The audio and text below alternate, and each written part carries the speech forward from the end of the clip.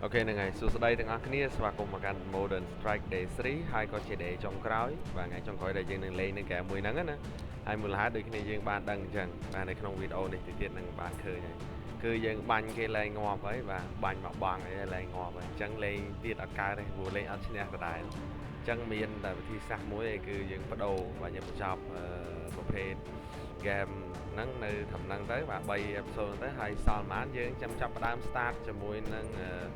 ហ្គេមថ្មីបាទគឺ Blood Strike អូខេបាទអញ្ចឹង let's see ទាំងអស់គ្នាតោះ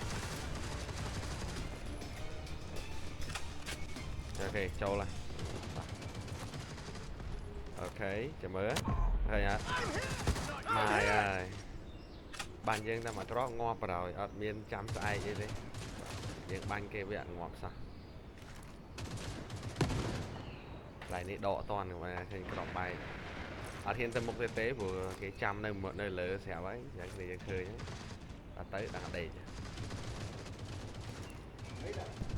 អូខេតោះឥឡូវគ្នាយើងចាំមើលឡៃនេះណាចាំមើលនេះបាញ់គេ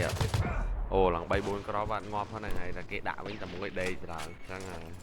ពិតជាសាហាវមែនសងសឹកឡៃនេះសងសឹក yes sir អូខេសងសឹកបានណាតែតម្រាំឡើងបានគឺយើងឃើញបាញ់អស់ចង់មកបងហើយតងាប់ផងតោះទៅទៀតលោតមើល hello មានអ្នកចាំនៅលើ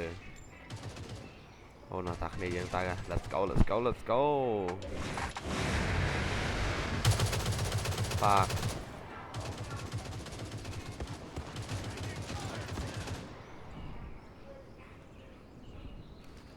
អូសិតតែ enemy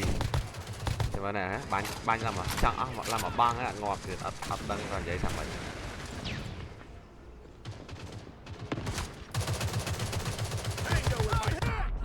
ដេកទៀតshit let's go again let's go let's go ផ្លូវនេះច្បាក់បើនេះគេបោកក៏បែកមករហូតនៅគេចាំនៅលើអូគេយើងចូលដេក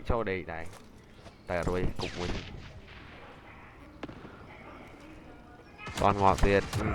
ដួលទៀតហ្នឹង